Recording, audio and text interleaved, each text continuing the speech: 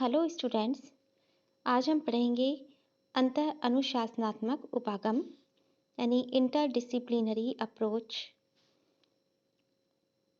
हम ये देखते हैं कि मनुष्य एक सामाजिक प्राणी है। सामाजिक प्राणी है यानी जो समाज में रहता है और समाज में रहते हुए वो विभिन्न क्षेत्रों में क्रियाशील भी रहता है।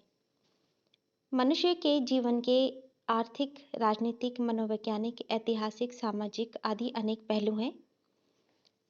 जैसे जब मनुष्य समाज में रहता है तो वो धन भी कमाता है, राजनीति में भी भाग लेता है और उसका एक मन भी होता है और उस पर इतिहास का भी प्रभाव पड़ता है। वो सामाजिक रीति रिवाजों का भी पालन करता है। इस प्रकार उसके जीवन के अनेक तरह के पहलू होते हैं। मानव के सामाजिक जीवन के ये पहलू एक दूसरे से अलग नहीं हैं, वरन जुड़े हुए हैं। इसलिए तमाम सामाजिक शास्त्र भी एक दूसरे से किसी न किसी रूप में जुड़े हुए हैं। जैसे मान लो मनुष्य का मन अगर ठीक नहीं है तो वो उस वक्त कमाने नहीं जाएगा या सामाजिक रीति रिवाजों में भाग नहीं लेगा। तो इस प्रकार एक पहलू का दूसरे पहलू पर प्रभाव पड़ता ही है। इसी प्रकार मनुष्य के राजनीतिक जीवन का भी उसके अन्य पहलुओं पर प्रभाव पड़ता है। तो हम ये देखते हैं कि 18वीं शताब्दी से पहले विभिन्न सामाजिक विज्ञान नहीं थे। यानी 18वीं शताब्दी से पहले अलग अलग सामाजिक विज्ञान नहीं थे। समाज के तमाम अध्ययन दर्शन से जुड़े हुए थे। लेकिन 18वीं शताब्दी में फिजियोक्रेट्स और एडम स्मिथ ने राजनीतिक अर्थशास्त्र को एक स्वतंत्र सामाजिक ज्ञान के रूप में प्रतिष्ठित करने की चेष्टा की। तो हम ये देखते हैं कि 18वीं शताब्दी में भिन्न भिन्न समाज विज्ञानों को स्थापित करने की कोशिश की गई, लेकिन वापस 19वीं शताब्दी में इस प्रक्रिया के विरोध में आवाज उठाई गई। 19वीं शताब्दी में समाजशास्त्र के जन्मदाता कहे जाने वाले जो अगस्त काम्टे थे, उन्होंने इस बात पर जोर दिया कि तमाम सामाजिक घटनाएं मूल रूप में परस्पर जुड़ी हुई है और किसी एक सामाजिक घटना का या एक सामाजिक तथ्य का अलग से अध्ययन करने को उन्होंने व्यर्थ माना। इसी प्रकार 19वीं शताब्दी में कार्ल मार्क्स ने भी इस बात का विरोध किया कि सामाजिक घटनाओं का अध्ययन अलग अलग किया जा सकता है। उनका मानना था कि सामाजिक घटनाएं एक दूसरे पर आधारित रहती है और एक दूसरे से संबंधित रहती है। इसलिए मार्क्स ने तमाम सामाजिक विज्ञानों की एकता पर बल दिया। लेकिन फिर से 19वीं शताब्दी के उत्तरार्ध में यानी 19वीं शताब्दी के जब समाप्ति का काल था तब और 20वीं शताब्दी के प्रारंभ में एक समाज विज्ञान के स्थान पर अनेक समाज विज्ञानों की स्थापना को महत्व दिया गया। वो महत्व इसलिए दिया गया क्योंकि सामाजिक संगठन अत्यंत जटिल है और समाज की जटिलता को देखते हुए किसी एक समाज विज्ञान के द्वारा तमाम तथ्यों का अध्ययन नहीं किया जा सकता। यानी कि हम सभी मनुष्यों के जो आर्थिक पहलू है उनको अर्थशास्त्र के मतलब उनको हम अर्थशास्त्र में पढ़ें और उनके जो सामाजिक पहलू है उनको हम समाजशास्त्र में पढ़ें और उनका जो राजनीतिक पहलू है उनको हम राजनीतिक शास्त्र में पढ़ें, तो इसको ही अच्छा माना गया और इसलिए समाज विज्ञान के वापस अनेक भाग किए गए। लेकिन फिर भी इस बात को भी माना गया कि अलग अलग होते हुए भी उनमें आपस में संबद्धता होनी चाहिए। वो आपस में एक दूसरे से क्योंकि संबंध होते हैं इसलिए उनमें संबद्धता होनी चाहिए। इसलिए अंतर अनुशासनात्मक अध्ययन उपागम सामने आता है। अंतर अनुशासनात्मक उपागम या इंटरडिसिप्लिनरी अप्रोच, इसका अर्थ है कि एक विशेष समाज संबंधी विषय का अध्ययन करने वाला अध्येता दूसरे अन्य विषयों के अध्ययन करने वालों से तालमेल बनाए रखता है, क्योंकि उनका ये मानना है कि अलग अलग अध्ययन अगर किया जाए तो वो फलदायी नहीं हो सकता, क्योंकि समाज एक है, समाज के विभिन्न पहलू आपस में एक दूसरे से जुड़े हुए हैं, इसलिए उनका अलग अलग अध्ययन नहीं किया जा सकता। अगर मान लो हमारे आर्थिक जीवन पर कोई प्रभाव पड़ता है तो आर्थिक जीवन पर प्रभाव पड़ते ही राजनीति में अपने आप परिवर्तन आ जाता है। और कई बार राजनीति में अगर कोई उथल-पुथल होती है, तो उसका प्रभाव भी हमारे सामाजिक और आर्थिक इस तरह के जीवन पर पड़ता है। तो इसीलिए राजनीति विज्ञान के इतिहास में अंतर अनुशासनात्मक दृष्टिकोण से 3 विभिन्न धाराएँ पहचानी जा सकती है। कौन-सी 3 विभिन्न धाराएँ स्पष्ट रूप से पहचानी जा सकती है? इन्हें हम कहते हैं परंपरावादी, व्यवहारवादी या अनुभववादी और मार्क्सवादी।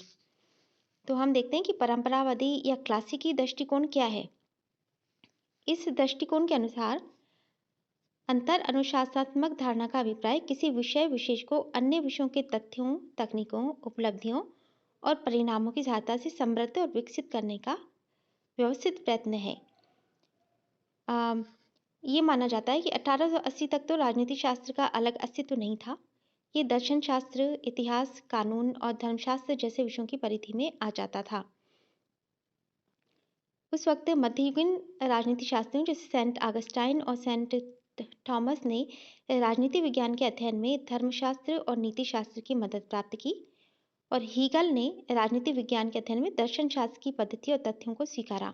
ऑस्टिन ने इसमें विधि शास्त्र के सिद्धांतों को स्वीकारा है, यानी कि उन्होंने विधि शास्त्र के दृष्टिकोण से राजनीति विज्ञान का अध्ययन किया है।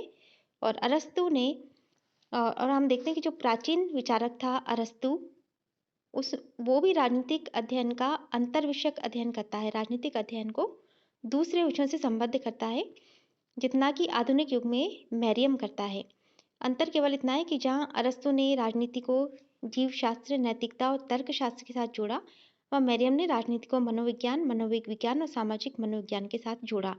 यानी हम ये देखते हैं कि परंपरावादी या क्लासिकी दृष्टिकोण में जो भी विषय हैं, जैसे राजनीति शास्त्र है, तो उसको कभी धर्मशास्त्र और नीति शास्त्र के साथ जोड़ा गया, कभी दर्शन के शास्त्र के साथ, कभी विधि शास्त्र के साथ, और कभी जीव शास्त्र, नैतिकता के साथ, कभी मनोविज्ञान, मनोवेग विज्ञान के साथ। तो इस प्रकार राजनीति को विभिन्न दूसरे विषयों के साथ जो जोड़ा गया, दूसरे विषयों के तथ्यों, तकनीकों का जो प्रयोग इसमें किया गया, तो इसे हम कहते हैं परंपरावादी या क्लासिकी दृष्टिकोण। इस तरह से दूसरा दृष्टिकोण है आनुभविक दृष्टिकोण या व्यवहारवादी दृष्टिकोण, जिसे हम कहते हैं। आनुभविक दृष्टिकोण 20वीं सदी का दृष्टिकोण है और इसे द्वितीय विश्व युद्ध के बाद मान्यता मिली है। इस धारणा के अनुसार विभिन्न विज्ञान केवल केंद्रीय तत्व की दृष्टि से ही भिन्न है। जैसे अर्थशास्त्र का केंद्र बिंदु धन है, राजनीति शास्त्र का केंद्र बिंदु शक्ति और राजनीतिक व्यवस्था है, और समाजशास्त्र के केंद्र बिंदु परिवार, चर्च और समूह जैसे सामाजिक अनुचर है। यानी कि मेन जो उनकी चीज़ है वो तो अलग है, यानी केंद्रीय तत्व तो उनका अलग है, लेकिन इन सभी विषयों की अध्ययन विधि समान है, जिसे हम वैज्ञानिक विधि कहते हैं। यानी कि इन सब का जो अध्ययन है वो वैज्ञानिक तरीके से किया जा सकता है। इन पर लागू किए जाने वाला तर्क समान है, जिसे परिमाणन, आगमन, निगमन, व्युत्पत्ति या अन्य प्रकार के सत्यापनीय तर्क कहा जाता है। यानी इनका सत्यापन किया जा सकता है, और इनके प्रतिमान भी समान हैं, जिन्हें व्याख्या के प्रतिमान कहा जा सकता है। तो इनका ये विश्वास है कि विभिन्न विषयों को केवल इसीलिए अलग किया गया है कि सुविधा की दृष्टि से श्रम विभाजन, विशेषीकरण और निपुणता के लिए इनका विभाजन किया गया है। कि जैसे अर्थशास्त्र है, तो उसमें हम मुख्य रूप से केवल धन का या धन से संबंधित विषयों का अध्ययन कर लें, लेकिन वो भी राजनीति से, समाजशास्त्र से जुड़ा हुआ है। इसी प्रकार राजनीति शास्त्र में हम मुख्य रूप से शक्ति और राजनीतिक व्यवस्था का अध्ययन कर लें, लेकिन वो भी अन्य शास्त्रों से जुड़ा हुआ है। तो इनका ये कहना है कि इन सभी विषयों में समान विधियों का प्रयोग किया जा सकता है। आनुभविक दृष्टिकोण के 2 रूप दिखाई देते हैं, जैसे हमने पढ़ा था कि व्यवहारवादी और उत्तर व्यवहारवादी दृष्टिकोण, इनमें थोड़ी सी विभिन्नता है। व्यवहारवादी दृष्टिकोण ये मानता है कि राजनीति विज्ञान के अध्ययन में प्राकृतिक और वैज्ञानिक अध्ययन पद्धतियों को अपनाया जाना चाहिए, और सारा अध्ययन मूल्य निरपेक्ष होना चाहिए। यानी उसमें स्वतंत्रता, समानता, न्याय आदि का कोई महत्व नहीं है। जो हमें दिख रहा है, जो तथ्य हैं, उनका ही अध्ययन किया जाना चाहिए। लेकिन उत्तर व्यवहारवादियों ने इसको थोड़ा बदला है। उनका मानना है कि राजनीति विज्ञान क्योंकि अपनी प्रकृति से प्राकृतिक विज्ञानों जैसा नहीं है, जैसे उसमें प्राकृतिक विज्ञान जैसी शुद्धता नहीं होती है, क्योंकि मनुष्य का मन बार बार बदलता रहता है, इसलिए ये एक सामाजिक विज्ञान है। इसमें समाज विज्ञानों की वैज्ञानिक पद्धति का ही प्रयोग किया जाना चाहिए। इसके अतिरिक्त इसमें मूल्यों को भी समाविष्ट किया जाना चाहिए। तो इनमें थोड़ा सा अंतर है।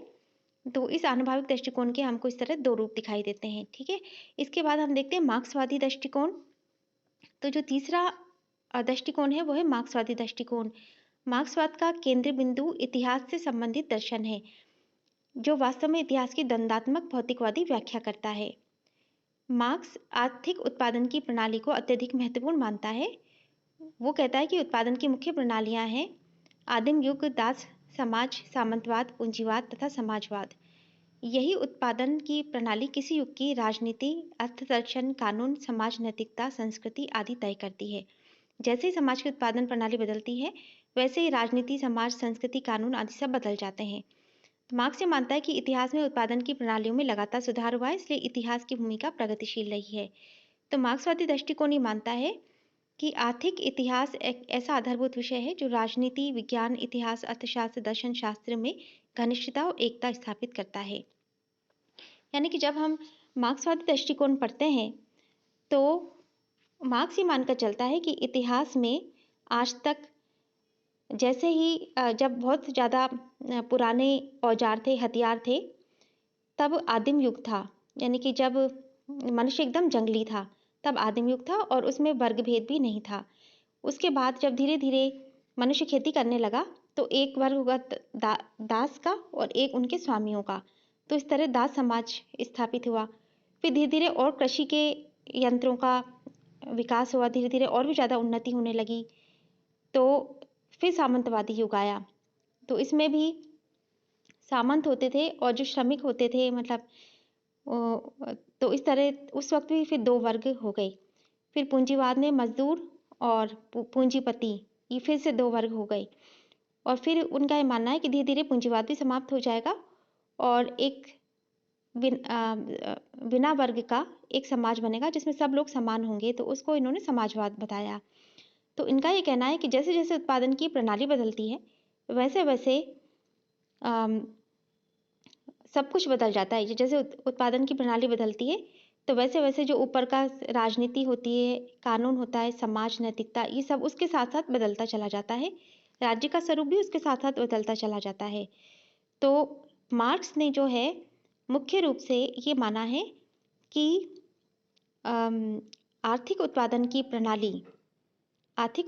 प्रणाली ही मेन चीज़ है जो इतिहास को बदलती है और इतिहास के साथ साथ राजनीति, अर्थशास्त्र, दर्शन शास्त्र सबको बदल देती है।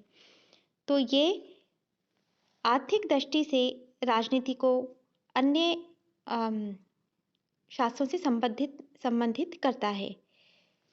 तो अब इसके बारे में हमें बहुत ज़्यादा स्पष्ट तब आ जाएगा समझ में, जब हम मार्क्सवादी दृष्टिकोण पढ़ेंगे, जो कि आपके सिलेबस में है।